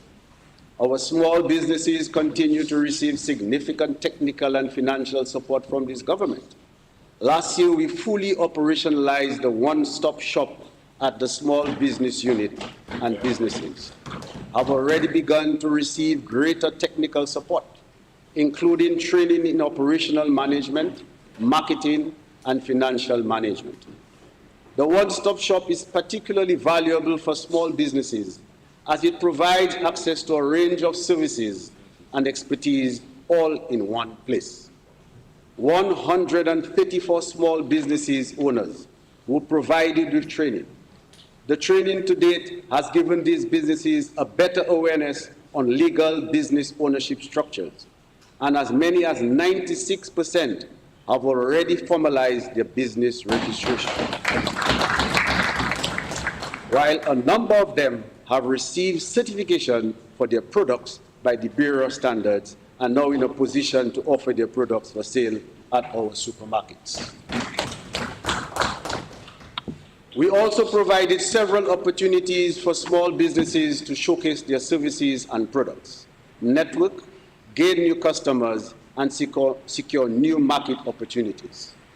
These included a business-to-business forum held at the end of August last year, the Tea Village Creole in the Botanic Gardens last October 2022, and the Health and Wellness Small Business Trade Show at the Windsor Park Forecourt in June this year. Decentralizing training. Presently, most of the training for small businesses are delivered in Roseau. This limits the opportunity for participation of small businesses in other parts of the country. From this fiscal year, we will decentralize more of our training and mentoring activities. This will facilitate the certification of more businesses and an increase in the number of market-ready products in the country. Mr. Speaker, with the steady growth in the small business sector, over the past few years, we have been advised by many business owners that currently their main challenge is finding sufficient space to operate. They believe that additional space would allow further increase in production and expansion of their operations. Therefore, in this year's budgetary proposals, we have allocated a total of $1.5 million for the lease of buildings in some identified communities, including Roseau and Portsmouth, which we will rent to small businesses at subsidized rates in the first instance. Priority will be given to small businesses engaged in the production of goods and services as we want to boost indigenous industries. Mr. Speaker, the government continues to make financing available to small and medium businesses to meet operational costs and expand their businesses in order to increase their contribution to the economy. In March 2022, government procured a $27.8 million loan from the Caribbean Development Bank for on-lending to small and medium businesses at a concessional rate through the Aid Bank. As of June 30th, 2023, Aid Bank had approved 277 loans at a total value of $16.5 million, broken down as follows. The service sector accounted for 133 loans valued at $5.5 million. The tourism sector received 28 loans valued at $5.4 million. The transportation sector received 26 loans totaling $2.2 million. The agriculture sector accounted for 80 loans amounting to $2.1 million, while 10 loans valued at $1.3 million were given to business engaged in manufacturing. In addition, Mr. Speaker, over the last 12 months, government provided small grants to 130 small businesses. With all of these investments in small businesses, we anticipate there will be more local goods and services for domestic consumption and exports, more new jobs, the elevation of many more small businesses into medium and large businesses, further wealth creation, and ultimately a greater contribution of this sector to the economy. Mr. Speaker, there is no question that small business constitutes the backbone of this economy. Quietly, they collectively contribute significantly to innovation and job creation. Truth be told, collectively, they are the largest employer in the country. Not only that, they also drive commerce, and they add tremendous value to our many natural resources and agricultural produce, thereby converting them to high-value products. They have received accolades internationally. It is as a result of the ingenuity, industry, and resilience of this much-needed sector that I feel compelled to acknowledge their tremendous contribution to our economy. This government will continue to do all in its power to support them. In terms of our large businesses, we continue to support them with their major investments, mainly through tax relief, for example, income tax and some customs duties. We recognize with the numerous planned investments by the government, there will be even more opportunities to expand. We will also establish a large business liaison office in the Ministry of Labor as a central point within the government to troubleshoot any bottlenecks which may persist, or any burning issues which retard business growth or operations and require government's attention or intervention. The office will also present opportunities for greater collaboration in areas of mutual interest and shared values. Mr. Speaker, we appreciate the investments made by our local businesses, large and small. Government alone cannot build this country. We as a government and a people must continue to patronize our own, buy locally and help these businesses to continue to grow, employ more Dominicans and flourish. It takes every citizen and resident to play his or her part in nation building. Together we can, together we must build a strong, more resilient Dominica. Mr. Speaker, the expenditure estimates which I have just presented will be financed by tax and other sources of revenue, loans and grants, together totaling $1.3 billion and broken down as follows. Recurrent revenue totaling $1.06 billion, capital revenue of $5.5 million, grants amounting to $138.4 million, loans at $94 million. Mr. Speaker, as indicated when I began my presentation, Dominica's economy is recovering following a number of climatic and exogenous shocks. However, government's fiscal standing has not yet recovered from the adverse impacts of these shocks, particularly the two-year COVID-19 pandemic, which occurred just 2.5 years after Category 5 Hurricane Maria. We recall the devastation of Category 5 Hurricane Maria and government's extensive response in support of the thousands of families who had been dislocated. This was in addition to the government having to clean up and restore access in this country and build back with resilience at a time when tax revenue collections were well below average. The COVID-19 pandemic followed quickly, less than 3 years after Maria, exacerbating government's already weakened fiscal position. During that 2-year pandemic, government's expenditure spiked as government was forced into extraordinary expenditure to save and protect our people and cushion the impact of the pandemic on the population. We commissioned a new hospital to care for COVID-19 patients. We engaged more healthcare professionals. We spent significant amounts to quarantine those affected or exposed to reduce the spread of the virus. We spent millions of dollars on COVID-19 tests. We gave concessions to cushion the impact of the pandemic to protect livelihoods. You will recall that during that same pandemic period, there were times when government was forced to shut down most of the country to protect our people, which resulted in sharp declines in government's revenue on each occasion. Given the magnitude of both events, we thank God for sparing us and for helping us and our economy to bounce back.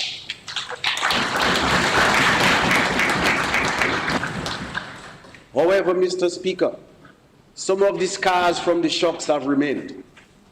Our debt to GDP, which was at 68.3% in 2016, moved to an estimated 97.7% at the end of 2022. Meanwhile, debt servicing moved from 67.5 million in fiscal year 2015-2016 to 116.6 million in fiscal year 2022 to 2023. Take note, Mr. Speaker, that our debt to GDP ratio was 68.3% in 2016. That's just prior to Hurricane Maria. And the target by the ECCB was 60% by 2030.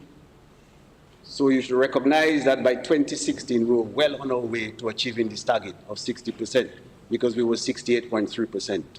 However, the ECCB has readjusted and it's 60% by 2035. As we have mentioned on several occasions, fiscal resilience is critical to Dominica's resilience and sustainable development. Therefore, as part of our national reset, we must give attention to government's fiscal position to ensure fiscal stability and resilience. As a consequence of the foregoing, I wish to propose a few measures to raise additional revenue in order to help improve government's fiscal position, bearing in mind the need for government to return to a sustainable fiscal position to withstand and respond to future shocks. Mr. Speaker, with effect from November 1, 2023, government will introduce a 2% stamp duty on outbound money transfers from money services businesses such as Western Union, MoneyGram, JN Money Transfer, covered under the Money Services Businesses Act, Chapter 7882 of the 2017 revised laws of the Commonwealth of Dominica. This means that persons transferring money out of the country through these businesses will pay a 2% stamp duty on the value of these transfers with effect from November 1, 2023. Mr. Speaker, security threats within the global environment have forced jurisdictions to increase regulations on financial institutions. As evidence has shown that these institutions are prone to be exploited by criminal elements. As a result, a number of jurisdictions have established standards for the operation of the financial services sector. Although Dominica may not have been engaged in the crafting of some of these standards, we are forced to comply in order to be able to do business within the international financial space. Therefore, government has had to put systems in place to enhance supervision of our financial institutions to ensure they meet international standards. We have had to increase staffing at the Financial Services Unit, the Inland Revenue Division, the Registrar of Companies, and the Financial Intelligence Unit. We have also enhanced our procedure and processes, commissioned new IT and security systems, enhanced staff capacity. In addition, critically, we have had to defend Dominica's position in terms of its implementation of the standards and supervisions of these institutions. Just in 2023, we fought to ensure that Dominica was not placed on the European list Union negative list, commonly known as the EU blacklist. Our efforts were successful.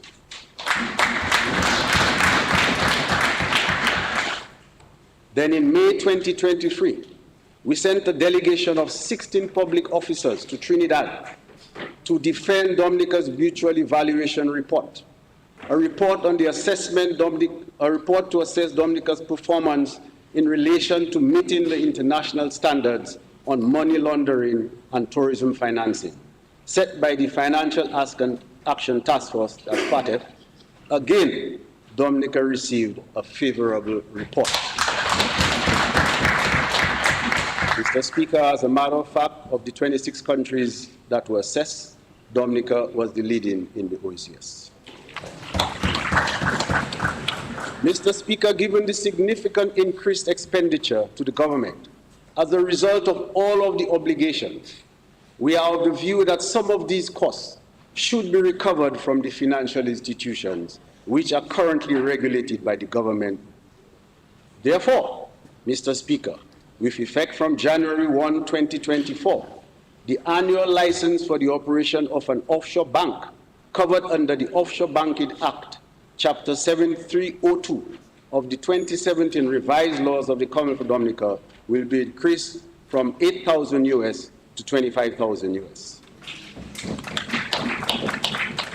With effect from January 1, 2024, the annual license fee for insurance companies operating under the Insurance Act 7849 of the 2017 revised laws of the Commonwealth of Dominica will increase to $50,000.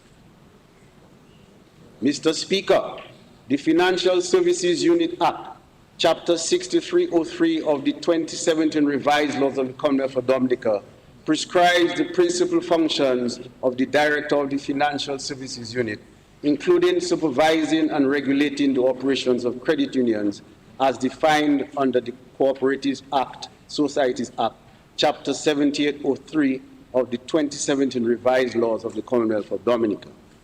The Financial Services Unit Act has also deemed the credit unions as financial institutions carrying out financial services businesses. Furthermore, the Financial Services Unit Act requires these credit unions to obtain a license to operate. Presently, these credit unions are operating without the license prescribed by the Act. Therefore, with effect from January 1, 2024, all credit unions which qualify to operate under the Cooperative Societies Act, Chapter 7803 of the 2017 revised laws of Dominica, must obtain a license to operate. The license will be renewable annually on or before December 31st every calendar year for the following year. The fees for the license are as follows. For credit unions whose total assets are below $25 million, the license fee is $10,000 per year, which is less than $1,000 per month. For credit unions whose total assets are below $50 million, but more than $25 million, the license fee is $20,000 per year. For credit unions whose total assets are below $100 million, but more than $50 million, the license fee is $40,000 per year. For credit unions whose total assets are below $500 million, but more than $100 million, the license fee is $60,000 per year. For credit unions whose total assets are $500 million or above, the license fee is $100,000 per year.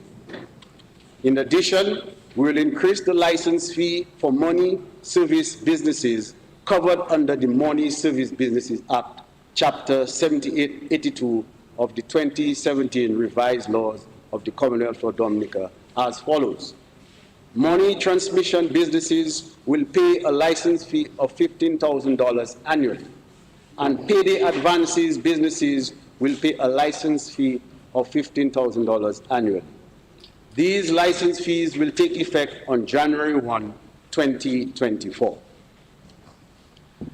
In the 2022-2023 budget address, the Honorable Prime Minister announced that government will allocate some of the CBI revenue to debt repayment, similar to what is done for the Vulnerability, Risk and Resilience Fund. Government established the Debt Repayment Fund in April 2023 and will begin capitalizing that fund during this fiscal year. In this regard, government will impose a levy on the investments raised by the developers of the CBI-funded private sector in developments. The levy will be charged at a rate of $5,000 per investor in the CBI program. This levy will take effect from September 1, 2023, and will be payable after approval of the citizenship and prior to the issuance of the certificate of naturalization to the investor and his or her approved dependents. Mr. Speaker, we will implement a new license regime for the agents and promoters of the Citizen by Investment Program. In this regard, government will issue new licenses to qualifying agents and promoters with effect from October 1, 2023. The fee for these licenses will be as follows: US $15,000 annually for non-resident agents, and US $10,000 annually for non-resident promoters. In addition, Mr. Speaker, during our pre-budget consultations, a number of participants recommended increases in the tax on alcohol and tobacco to assist government in maintaining the health system.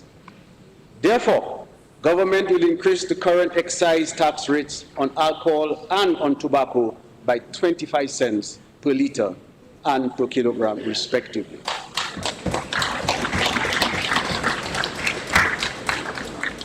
This increase will take effect on September 1, 2023.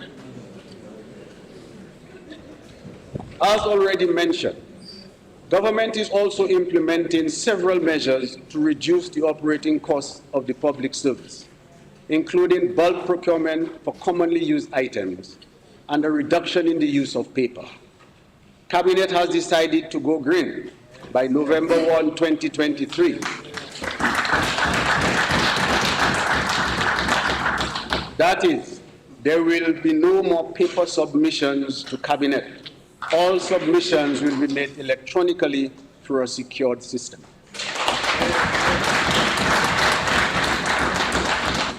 In addition, we will bring to Parliament the necessary amendment to repeal the return filing requirements in the Income Tax Act, Chapter 6701 of the 2017 Revised Laws of Dominica, for individuals whose only source of income is from employment. This measure will be implemented in phases to allow sufficient preparation time for the private sector.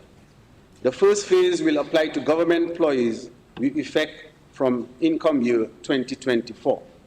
Mr. Speaker, this means that a government employee who receives only income from the government will not be required to file an income tax return for income year 2024, which would have been due by March 31, 2025.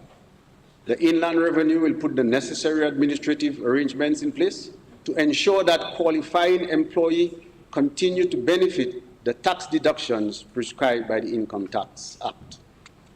Mr. Speaker, presently the fee to obtain a birth certificate and a marriage certificate is $5, while the cost of the paper for each certificate plus the cost of printing is in excess of $30. With effect from August 1, 2023, the cost of birth, marriage, and death certificates will be $20. Mr. Speaker, the current tax policy on petroleum products has been in place for approximately 20 years, but for the change in name of the taxes when we introduced the excise tax in March 2026. Prior to the introduction of the excise tax, the consumption tax plus the sales tax on gasoline amounted to the same $3, excess tax per gallon of gasoline that we pay today, and $2.38 per gallon of diesel, which we currently pay.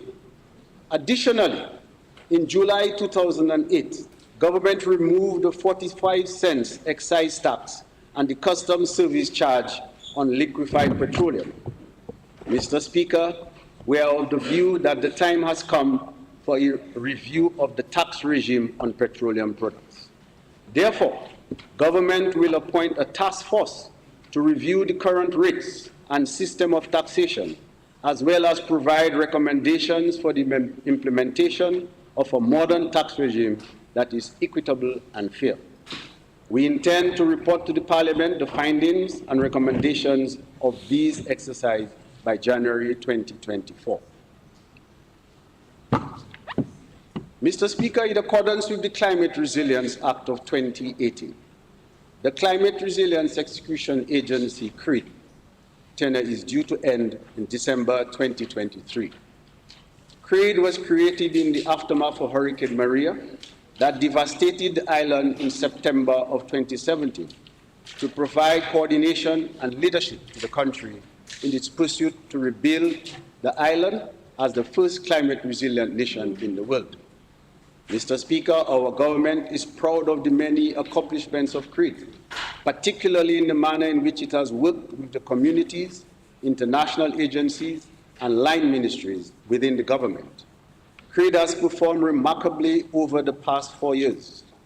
Many international bodies and agencies have indicated a very strong interest in the work of CRED and have also documented its work through the use of multimedia in writing. Most recently, a delegation from Providencia, Colombia, spent a week in Dominica to learn of Dominica's resilience journey. We thank our international and regional partners who assisted us with the establishment of CRED, as well as the multilateral organizations, well-wishers, advisors, and staff who have supported CRED.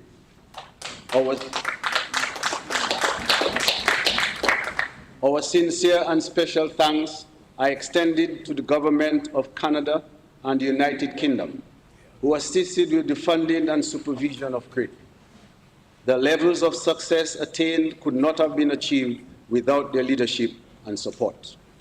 The work of the agency remains very relevant and important to achieving our ambition to be the first climate resilient nation in the world by 2030. Therefore, some of CRED's activities are being systematically handed over to other government agencies and the private sector. The remainder of CRED's activities will continue in a resilience unit within the ministry responsible for economic planning. Mr. Speaker, as I conclude, I wish to thank our many foreign partners and multinational institutions who have been providing critical assistance to this country. I thank the Honorable Prime Minister for his mentoring and support, as well as my colleagues for the cooperation and encouragement. Last but not least at all, the entire staff of the Ministry of Finance, Economic Planning, Climate Resilience, and Social Security, my constituents, my well-wishers, and family.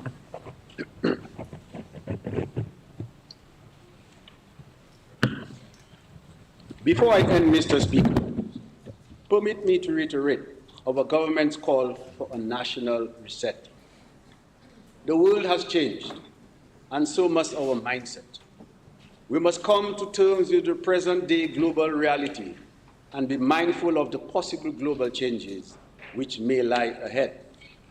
It is imperative that we act responsibly with our choices, priorities, and policies in how we manage our lives and our resources. We have worked hard, and I am calling on us in this fiscal year to work even harder. We must secure current gains and lay a sound platform for the future. We are a resilient people. We have encountered numerous challenges and have learned many lessons as a country. Following each event, we have demonstrated our ability to overcome and to rise. Furthermore, every event has guided us on how best to prepare for the next. This is why we must seize the opportunity now, while we can and before the occurrence of the next event, in order to better withstand the next shock, which is inevitable. Mr. Speaker, this is exactly what this budget seeks to do.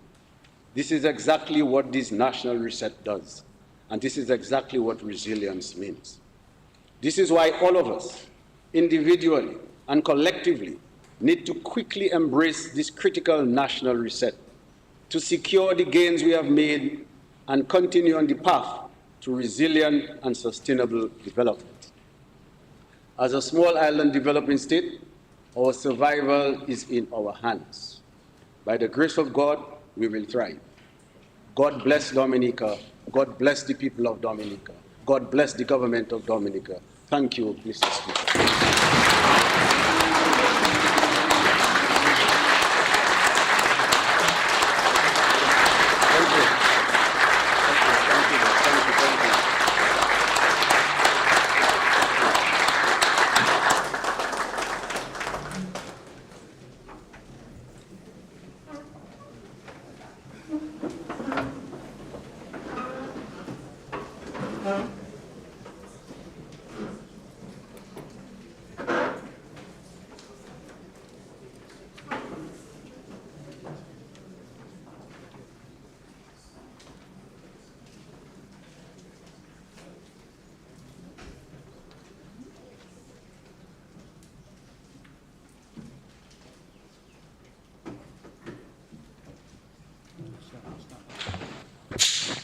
Mr. Speaker, after a masterful presentation,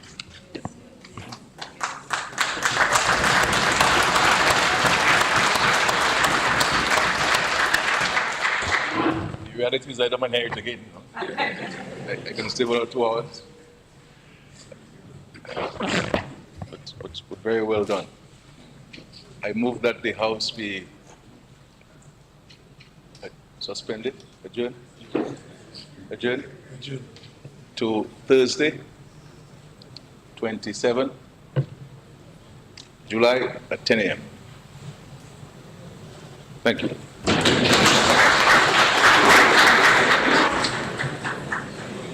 And now the mic, second. Seconded.